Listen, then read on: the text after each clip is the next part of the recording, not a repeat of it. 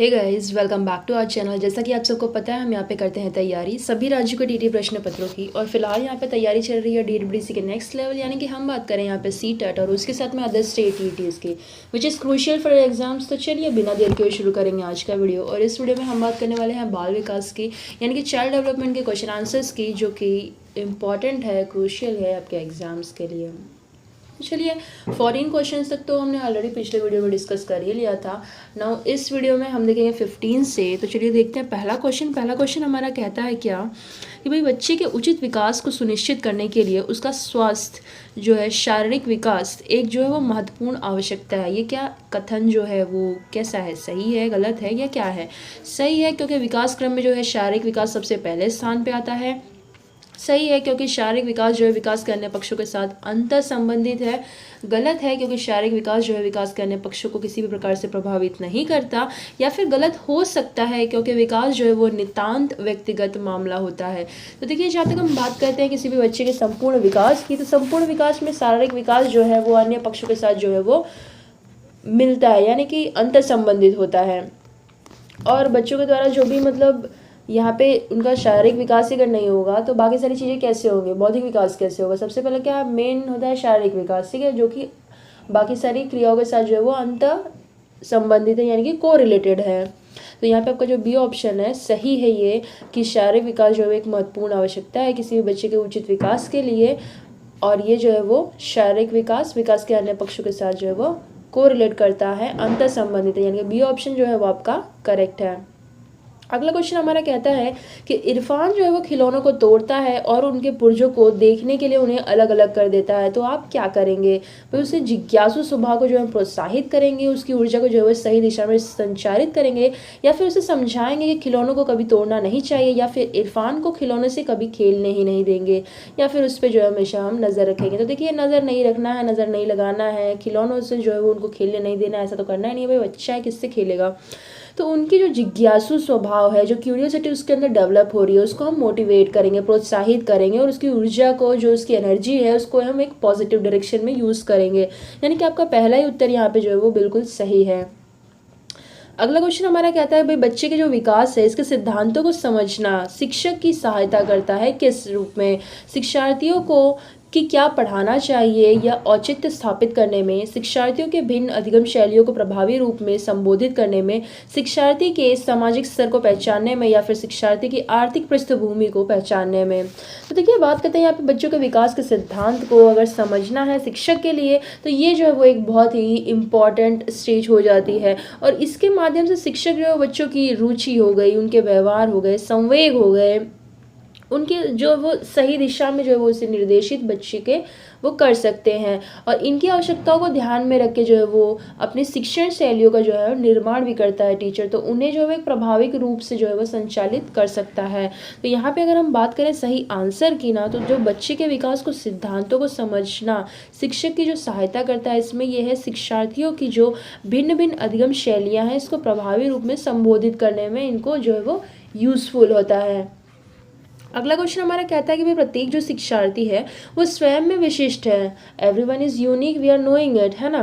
तो इसका अर्थ क्या है? तो ये जो है वो शिक्षार्थियों के लिए एक सामान्य पाठ्यचर्या जो है वो संभव नहीं है, या फिर एक विषम रूपी कक्षा में शिक्षार्थियों की क्षमताओं को विकसित करना संभव है, या फिर कोई भी दो शिक्षार्थी अपनी योग्यताओं, रुचियों और प्रतिभाओं में एक समान नहीं होते हैं, या फिर शिक्षार्थियों में न तो कोई समान विशेषताएं होती है, न ही उनके लक्ष्य जो है वो समान होते हैं। देखिए, ये हम कह सकते हैं भाई कि जो प्रत्येक शिक्षार्थी है वो स्वयं में ही विशिष्ट है, क्योंकि भाई सब जो है वो अपने आप में यूनिक है, विशिष्ट है। तो इसका आशय होता क्या? देखिए, प्रत्येक शिक्षार्थी किसी न किसी विषय में, किसी न किसी चीज़ में, किसी न किसी स्किल में जो है वो योग्य होगा। यानी कि कोई भी दो शिक्षार्थी जो है वो अपनी योग्यता, रुचि और प्रतिभा में एक समान तो नहीं हो सकते। कोई भी एक जो है वो 19-20 हो सकता है। ये बोलोगे भाई ये भी बच्चा जो है वो सेम टू सेम कॉम्पिटेंट है और ये वाला भी कॉम्पिटेंट है, तो हाँ, दोनों कॉम्पिटेंट है, लेकिन कोई ना कोई उसमें हो सकता है कि कोई एक ज़्यादा कॉम्पिटेंट हो, कोई कम हो, या हो सकता है कोई दोनों भी अगर एवरेज है तो उसमें भी आप कह सकते हैं कि भाई डिफ्रेंशिएट हो सकता है। डॉट टू डॉट किसी के हम बौद्धिक एस्पेक्ट्स को हम नहीं जज कर सकते हैं कि बच्चा ये वाला जो है वो, ये इसकी बुद्धि जो है 10% तक ही चलती है, इसकी जो है वो 10% तक ही चलती है, ऐसा नहीं हो सकता। जो है वो 19-20 का उसमें जो है वो डिफरेंस होता है। और इसीलिए यहाँ आपको जो सही उत्तर हो जाएगा, कोई भी दो शिक्षार्थी जो अपनी योग्यताएं, रुचियाँ और उनकी प्रतिभाएं एक समान तो नहीं हो सकती हैं, ठीक है। थोड़ी बहुत तो 19-20 तो हो ही जाती है भाई। इनफैक्ट अगर आपको बढ़िया एग्जाम्पल तो ट्विंस जो होते हैं ना, उनकी हैबिट्स देखो चेंज होती है, अलग अलग होती है, होते तो ट्विंस है लेकिन उनकी जो हैबिट्स चेंज होती हैं, टेस्ट चेंज होता है, तो ऐसे ही। नाउ नेक्स्ट क्वेश्चन इज कि पुरुषों की जो है पुरुष जो है वो स्त्रियों की अपेक्षा ज़्यादा बुद्धिमान होते हैं, ये कथन क्या है भाई, मतलब क्या कह दिया है। लैंगिक पूर्वाग्रह को प्रदर्शित करता है, बुद्धि के भिन्न पक्षों के लिए सही है या फिर सही है या फिर सही हो सकता है। इसको तो मुझे लगता है कि आंसर जो है आपको कमेंट बॉक्स में देना चाहिए। चलिए मेरे हिसाब से तो आपको बता ही देती हूँ एग्जैक्टली इसका जो आंसर है, पुरुष जो है वो स्त्रियों की अपेक्षा ज़्यादा बुद्धिमान होते हैं। ये जो कथन है भाई, ये लैंगिक पूर्वाग्रह को भी पूर्ण रूप से प्रदर्शित करता है कि भाई कोई भाई बहुत ज़्यादा बुद्धिमान है, कोई कम है, ऐसा कुछ होता नहीं है, ठीक है। देखिए, तो चलिए बात करते हैं अब अगले क्वेश्चन की। तो अगला क्वेश्चन हमारा है भाई, क्रिस्टीना जो है वो अपनी कक्षा को क्षेत्र भ्रमण पर ले जाना चाहती है, यानी कि फील्ड ट्रिप पे ले जाना चाहती है। तो उसे वापस आने के लिए विद्यार्थियों के साथ भ्रमण चर्चा करती है। तो ये जो है वो किस ओर संकेतित करता है इनको? आकलन के लिए सीखना, आकलन का सीखना, सीखने का आकलन या फिर सीखने के लिए आकलन। ये जो आप के देख रहे हैं ना, के का, ये जो है ना बहुत बड़ा डिफरेंस क्रिएट कर देता है इनके मीनिंग में, ठीक है।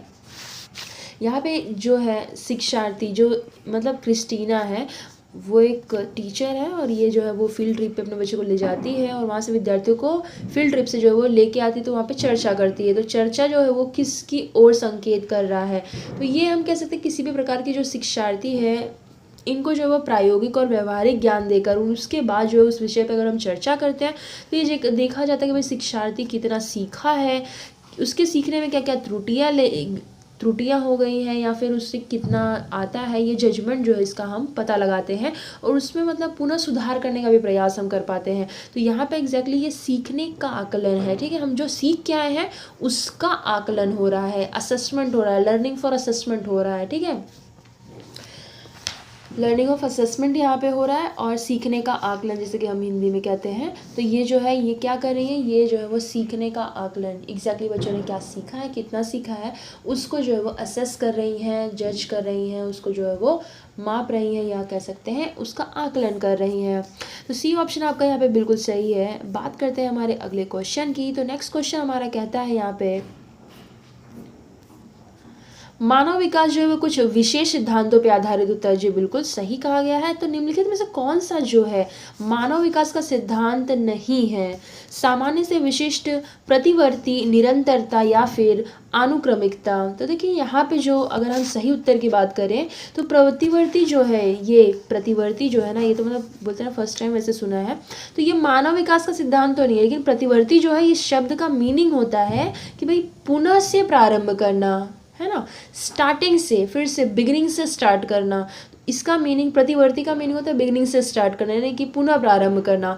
और मानव विकास का एक बार जो परिपक्वता वो प्राप्त कर लेता है तो वो पुनः तो नहीं हो सकता है ना। मतलब आप ये बोल रहे हैं कि भाई चाइल्ड एज से वो किशोरावस्था में पहुंचा है, अब फिर से वो चाइल्ड एज में चला जाए, तो ये तो पॉसिबल नहीं है ना। वो अब मैच्योर हो चुका है, तो उसकी जो बुद्धि है वो मैच्योरिटी के हिसाब से चलेगी। ये तो नहीं कि वो बच्चे जैसा बिहेव करेगा, सिंपल सी चीज़ है।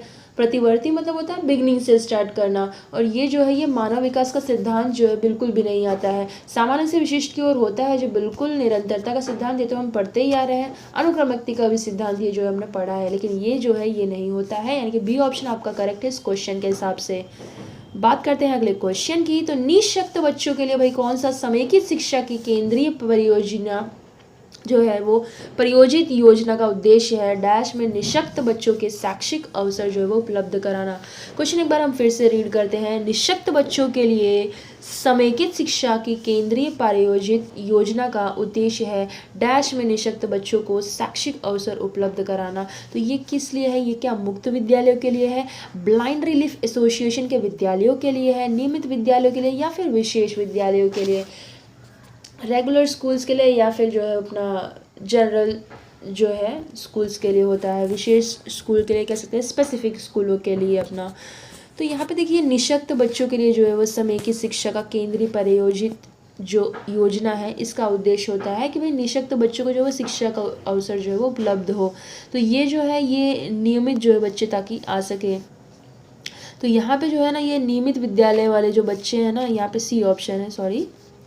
तो यहाँ पे जो नियमित विद्यालय वाले बच्चे हैं इसमें जो है वो निशक्त बच्चों को जो है वो निःशक्त बच्चों को शैक्षिक अवसर जो है वो उपलब्ध कराना होता है। तो किस रेगुलर स्कूल्स की यहाँ पे एग्जैक्टली बात हो रही है, ठीक है, जहाँ पे हम बात करते हैं समेकित शिक्षा, इंक्लूसिव एजुकेशन, समावेशी शिक्षा की, ठीक। अगला क्वेश्चन हमारा कहता है कि निम्नलिखित में से कौन सा कथन सीखने के बारे में सही है। तो भाई सीखने के किसी भी चरण पे सीखना संवेगात्मक कारकों से प्रभावित नहीं होता है। सीखना मूल रूप से मानसिक क्रिया है। बच्चों द्वारा की गई त्रुटियां या संकेत करते हैं कि किसी भी तरह का सीखना नहीं हुआ, या फिर सीखना उस वातावरण में प्रभावी होता है जो कि संवेगात्मक रूप से सकारात्मक हो और शिक्षार्थी को संतुष्ट करने वाला हो। देखिए सीखना उस वातावरण में प्रभावी होता है जो संवेगात्मक रूप से सकारात्मक भी हो और शिक्षार्थी को जो है वो संतुष्ट भी करे, है ना। तो यहाँ पे सीखना उस वातावरण में ही प्रभावित हो सकता है जो कि संवेगात्मक रूप से सकारात्मक होना चाहिए, पॉजिटिव होना चाहिए और शिक्षार्थियों को जो है वो सेटिस्फाई भी करना चाहिए। तो यहाँ पे आपका डी ऑप्शन जो है वो सीखने के बारे में बिल्कुल सही दिया गया है। नेक्स्ट क्वेश्चन हमारा कहता है भाई कि मूल्यांकन जो होता है यानी कि असेसमेंट जो होता है इसका मेन ऑब्जेक्टिव क्या है। ये जो है निर्णय लेना क्योंकि क्या विद्यार्थियों को अगली कक्षा में प्रोन्नत किया जाए, यानी कि जो है वो जो है उनका प्रमोशन जो है उसमें प्रमोट किया जाए, सीखने में होने वाली कमियों का निदान और उपचार करना, या फिर शिक्षार्थियों की त्रुटियां निकालना, या फिर शिक्षार्थियों की उपलब्धियों को मापना। तो देखिए यहाँ पे अगर हम बात करें मूल्यांकन का मेन ऑब्जेक्टिव यानी कि मुख्य उद्देश्य की, तो सीखने में जो भी होने वाली कमियां है ना इसको हमको क्या करना रहता है, निदान करना रहता है, उसको भाई वो निकालना है और उसका जो है वो उपचार भी करना है हमें, ठीक है। तो यही हमको उसका निदान और उपचार करना होता है, रेमेडियल टीचिंग जिसे हम कहते हैं, हम सब जानते हैं इसे। चलिए बात करते हैं अगले क्वेश्चन की। तो अगला क्वेश्चन हमारा कहता है भाई शिक्षार्थी जो पहले सीख चुके हैं उनकी पुनरावृत्ति और प्रत्यास्मरण में शिक्षार्थियों की मदद करना महत्वपूर्ण है। क्यों? देखिए क्योंकि भाई किस लिए महत्वपूर्ण हो सकता है, ये पूर्व पाठों को दोहराने या इसका जो है वो ये एक प्रभावी तरीका है, या फिर शिक्षार्थियों की स्मृति को बढ़ाता है जिससे सीखना सुदृढ़ होता है, या फिर यह जो है वो किसी भी कक्षा अनुदेशन के लिए एक सुविधाजनक शुरुआत है, या फिर नई जानकारी को पूर्व जानकारी से जोड़ना सीखने को समृद्ध बनाता है। देखिए एग्जैक्टली जो शिक्षार्थी है वो किसी भी पाठ्य पुस्तक को पढ़ के सीख चुका होता है ना, तो उसकी जो पुनरावृत्ति है और प्रत्यास्मरण की जो शिक्षार्थियों की मदद है ये महत्वपूर्ण हो जाता है, क्योंकि नई जानकारी जो उससे होती है उससे जोड़ के सीखने में जो है वो ये समृद्ध बनाता है सीखने के लिए। तो यहाँ पे जो इसका डी ऑप्शन है यानी कि जो न्यू जानकारी है, न्यू उसके पास जो नॉलेज है उसको पूर्व जानकारी से यानी प्रीवियस नॉलेज के साथ उसको ऐड करना, जोड़ना, और इसी को जो है वो सीखने के लिए क्या होता है, ये समृद्ध बनाता है, ठीक है। तो डी ऑप्शन आपका यहाँ पे बिल्कुल सही हो जाएगा। अगला क्वेश्चन क्या कहता है भाई कि सृजनात्मक उत्तरों के लिए क्या आवश्यक है। मुक्त उत्तर वाले प्रश्न, एक अत्यंत अनुशासित कक्षा, ये वाला तो बिल्कुल भी नहीं है भाई, प्रत्येक शिक्षण व प्रत्यक्ष प्रश्न, या फिर विषय वस्तु आधारित प्रश्न। तो देखिए ये जो अपना सृजनात्मक का तात्पर्य क्या होता है, नवीन विचार, है ना, क्रिएटिविटी होती है जिसमें क्रिएटिवनेस हो, कुछ न्यू निकल के आए, है ना। तो यहाँ पे जो है वो नवीन विचार की जो स्वतंत्रता है वो वातावरण में ही आती है। जो मुक्त उत्तर वाले प्रश्न होते हैं ना उसी में ही आ सकता है। अगर आप स्पेसिफाई कर देंगे भाई 1 मार्क्स का है तो फिर वो 1 मार्क्स के लिए जो डॉट पर्टिकुलर एक वर्ड है वही लिखा जाएगा, सिंपल सी चीज़ है। एक वाक्य के उत्तर में क्या लिखेगा बच्चा, जो उसका एक वाक्य का उत्तर है वही। मुक्त अंक वाले जो प्रश्न होते हैं, जो फ्री नंबर वाले, मतलब बोलते हैं ना कि 5 नंबर का कुछ है अपना क्वेश्चन, तो उसमें वो एक बार इंडिकेट कर सकते हैं कि हाँ भाई मुझे ये चीज़ें आती हैं, उसने उसमें अपना जो है वो सृजनात्मक नए विचार जो है उसमें ऐड करके उसमें लिखे। लेकिन अगर आप बोलोगे भाई 1 नंबर के क्वेश्चन में, तो ये सृजनात्मकता जो है वो 1 नंबर 2 नंबर के क्वेश्चन में देखी ही नहीं जा सकती है बच्चे के अंदर, ठीक है। तो सृजनात्मक उत्तर के लिए क्या आवश्यक है, छात्रों को जो है मुक्त उत्तर वाले प्रश्न जो पूछे जाएँ, ताकि बालक जो है वो स्वतंत्रता पूर्वक अपने विचारों को नवीन आयामों के साथ जो है वो समावेशित कर पाए। तो यहाँ पे जो है वो क्रिएटिवली उस क्वेश्चन को जो है वो अटेम्प्ट कर पाएगा, किसके साथ, मुक्त उत्तर वाले प्रश्नों के साथ, ना कि अत्यंत अनुशासित कक्षा और प्रत्यक्ष शिक्षण एवं विषय वस्तु आधारित प्रश्नों के द्वारा।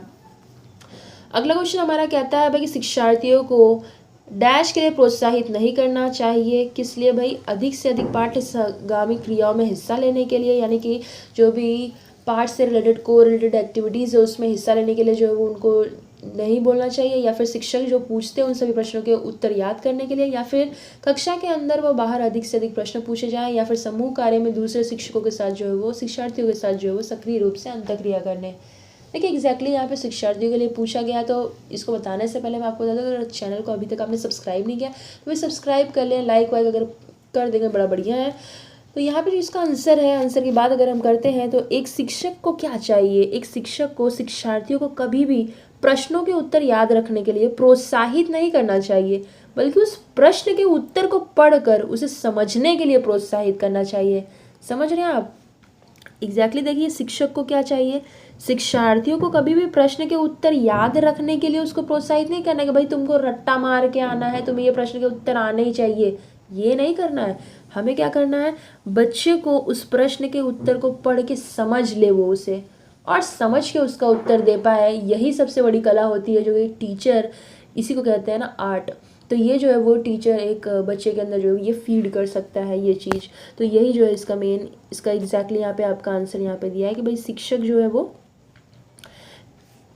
शिक्षक जो पूछ सकते हैं उन सभी प्रश्नों के उत्तर को याद करने, ये नहीं करना है। शिक्षार्थियों को प्रोत्साहित करने के लिए क्या नहीं करना चाहिए, तो उत्तर याद करने के लिए उनको मोटिवेट वगैरह नहीं करना है, बाकी सब करना है। यानी कि बी ऑप्शन जो है वो आपका करेक्ट हो जाएगा क्वेश्चन के हिसाब से। और क्या क्या करना है, यानी कि अधिक से अधिक पाठ्य सहगामी जो भी क्रियाएं हैं, एक्टिविटीज़ है, क्लास रिलेटेड जो भी एक्टिविटीज़ है उसमें हिस्सा लेने के लिए बोलिए। भाई कक्षा के अंदर बाहर जो भी अधिक से अधिक प्रश्न पूछिए।